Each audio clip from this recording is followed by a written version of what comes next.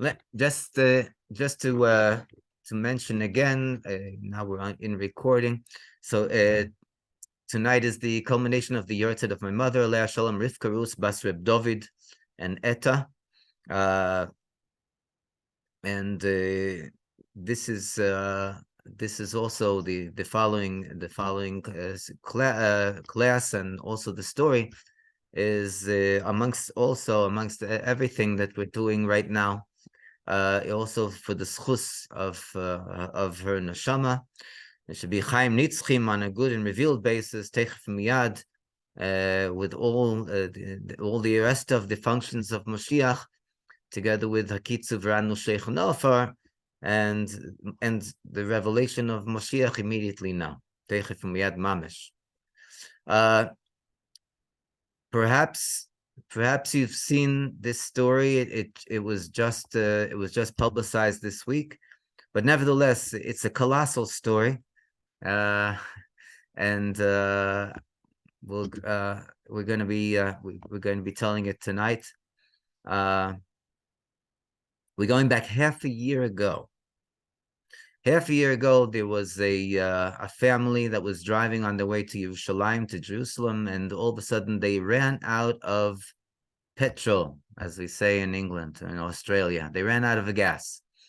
They pulled over to the side of the road, and the head of the family, the father, is trying to stop people to be able to help him to get gas. People pass by, no one stops. Finally, after like a half an hour, 40 minutes, so he flags down someone that stops. The person gets out of the car. He's a Haredi. He's an observant Jew, and he walks up to the driver, and he asks him, "What's the problem?" He says that they ran out of gas, and could this person help them? So he said, "Yes, of course. There's a gas station on the way to Jerusalem, not far from here, 10 minutes away, Motza. I'll go get gas and bring it back." He says, "Well, I don't want to go into to bother you and to cause you such toil." He says, "No, really, it's nothing. I'll just give me your number to make sure that we're in contact, and I'll be right back." The guy is amazed because literally for 40 minutes he's standing on the side of the road. No one is stopping for him, and all of a sudden this observant person stops for him. He has his wife in the car. He has his young son in the back, and their dog. Anyway, the guy goes, comes back with a jerry can of gas, of petrol, and they go. He fills up the gas into the tank. And then he's about to leave. So the person says, "Wait a second, how much did it cost? I have to pay you." He says, No, this is my mitzvah.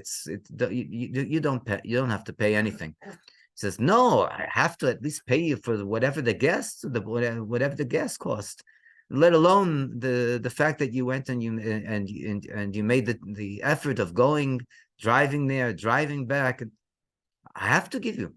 Says, no, you don't understand. I don't want no one can take away my mitzvah over here. And this is a mitzvah that I received from the Almighty, and therefore you don't owe me anything. The guy was totally blown away. He goes and he tells him, "Listen, come here a second." And he takes him to the rear of the car, and he shows him that he has a bumper sticker in the back, and he says, "You see this bumper sticker? On the bumper sticker, I'll translate, but the bumper sticker reads Dros Kol Dos." That's in Hebrew slang. Dros means to run over, literally to run over. Kol Dos, any observant Jew.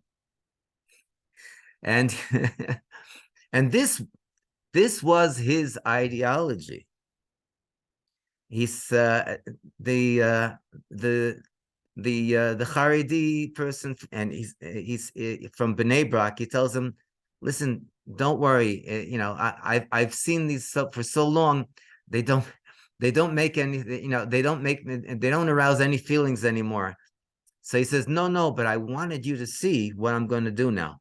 And he goes and he starts scraping the bumper sticker, and he literally peels it off the car. He says, "I've never in my life encountered an observant Jew, personally speaking. And all I know about observant Jews are the stories that I've heard and the different scenarios that were drawn from me. And that's why I had this bumper sticker on the back of my car. But you've proven me wrong. You've proven the entire ideology wrong. You were the only one after 40 minutes that stopped in order to go and to try to assist me. And after you go and you bring back the gas, you don't even want to be paid for. This is unheard of. I've never seen such a good Samaritan as it's, and therefore, so they started to exchange information. He says that the person from Bnei Brak asks him, "Where are you from?" He says, "I'm from a kibbutz in the south called Be'eri." Today, everyone knows where Be'eri is. But this guy, half a year ago, he tells him he's from Be'eri. Where is the guy from Bnei Brak says, "Be'eri? Never heard of it. Where is that?" He says that the southern tip of the Negev. It's right, it's right by the border with Gaza, with Gaza. He says, "Wow, interesting." So they exchanged numbers already, and they said they'll be in touch. The week afterwards, this fellow, I think his name was Chaim, he calls the person in the kibbutz. And he says, "Hello, how are you?" He says, "Who is this?" He says, "It's Chaim." "Chaim who?" "I'm Chaim, the one that had the merit of doing the mitzvah of helping you, when you were stuck." I says, Chaim, of course. How are you? How's life? What's going on? So he was very, very happy to hear from him. It was Erev Shabbos, Friday afternoon. So Chaim says, "Listen, I was thinking about you guys, and I thought maybe your son would be would like to hear a story. I have a story." So he says, "Yeah, great, sure." He calls his son over to the phone, and he gives him a story. I don't know, a story from the tzaddikim, from the parsha, from the weekly parsha. And they wrapped up that Erev Shabbos call. And from that time on, religiously every week, Chaim calls this Jew in Be'eri, talks to him, gives him stories, gives the family the different points in the portion of the week.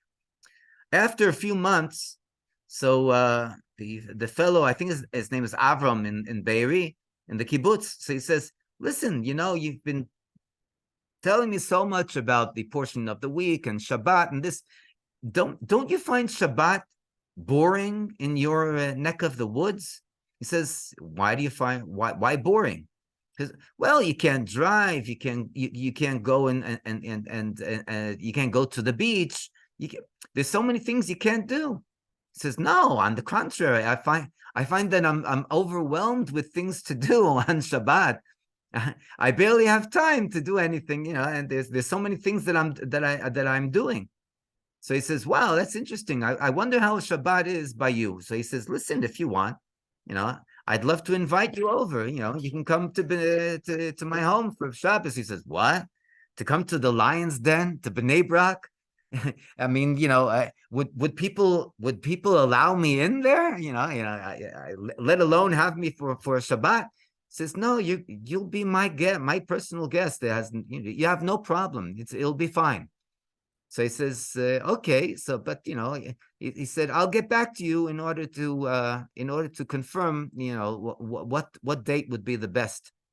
So they get off the phone, and this fellow Chaim from Bnei Brak, he calls his Rav, calls his Rav and he says to his Rav, listen, do you think it'll be okay if I invite this family from this non-religious, non-observant kibbutz to Bnei Brak? So his Rav says, why not? What's the problem? He says, no, but the environment and they're not used to it. He says, okay, so there's always a first time. It'll be fine. He said, but when do you think I should do it? Because right now it was already right before Rosh Hashanah this year, Tafshin Pei Dalet, 5784. And so he said, maybe for Rosh Hashanah. So the Rav says, no, I don't think so. Rosh Hashanah, the first day falls on Shabbos, and it's like it's pretty tight. It's like so he says, well, what about Yom Kippur? He said, no, Yom Kippur, that's a disaster. Everyone's fasting. It's like really difficult. So for a first timer.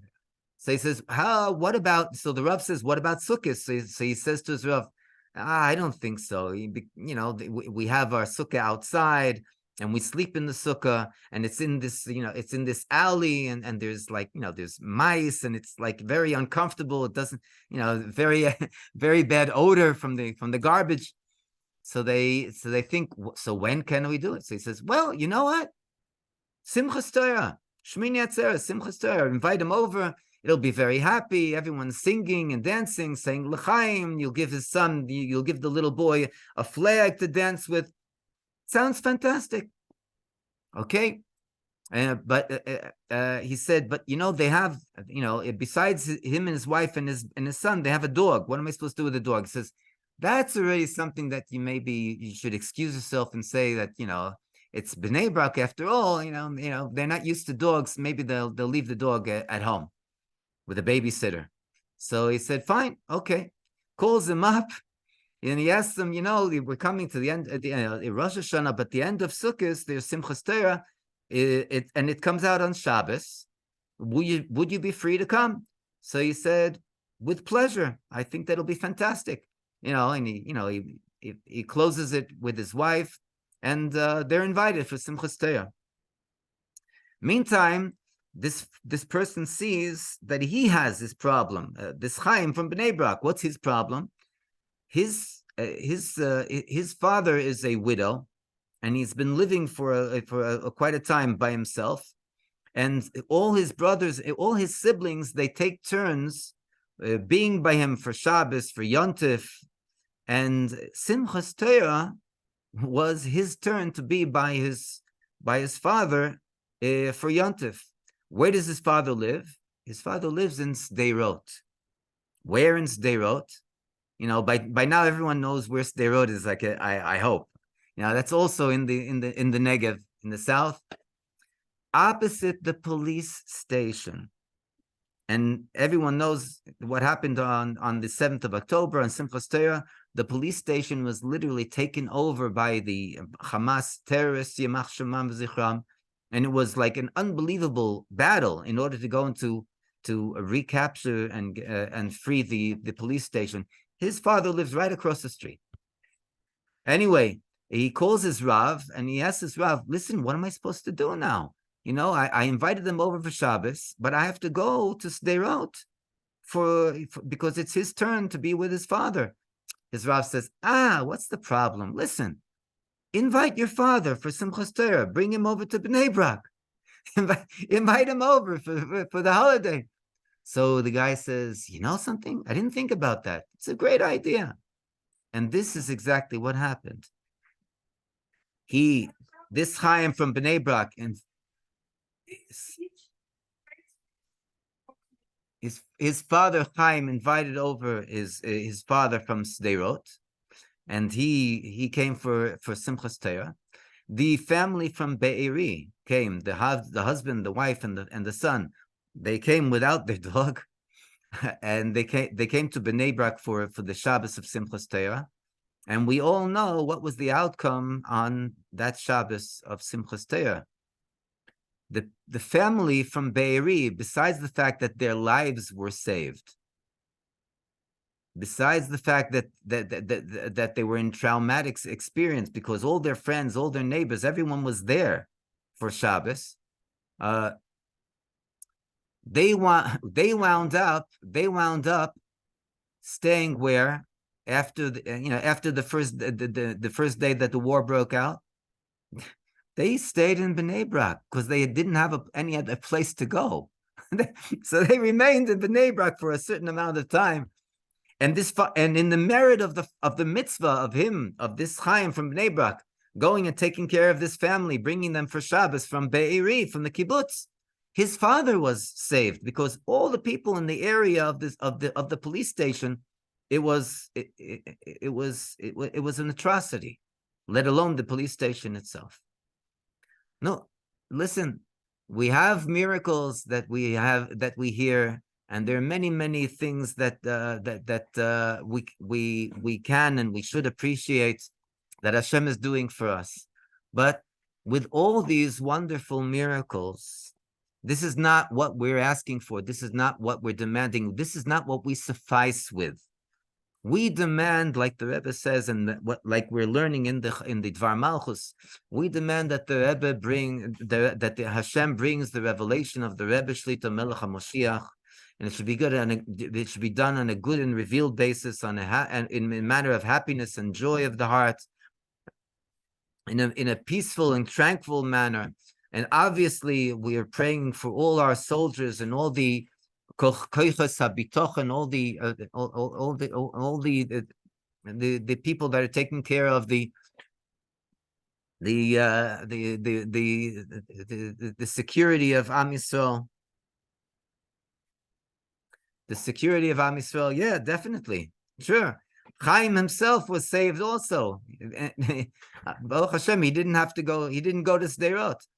But all the security forces, all the injured should be healed Bezrat Hashem immediately now. All the hostages should be returned in safely and healthy. Teichef umiyad mamesh. And the main thing is that immediately with the Didan Notzach, the immediate and miraculous victory that we should have, with no more casualties whatsoever on our side, not even one Jew, nothing, no injuries, nothing. We should have the Geula Shlema V'Amitis, the true and the complete redemption, with the Beis Hamikdash Shlishi V'Anitzri, the third and the eternal Beis Hamikdash, with the revelation of the Rebbe Shlita Melech Ha'Moshiach, and should be Teichef Umiyad Mamesh Mamesh Mamesh. Yichi Adonenu Moreno V'Rabbeinu Amelech Ha'Moshiach Li'olam Voed. And we'll go now to the Shir, tonight's Shir.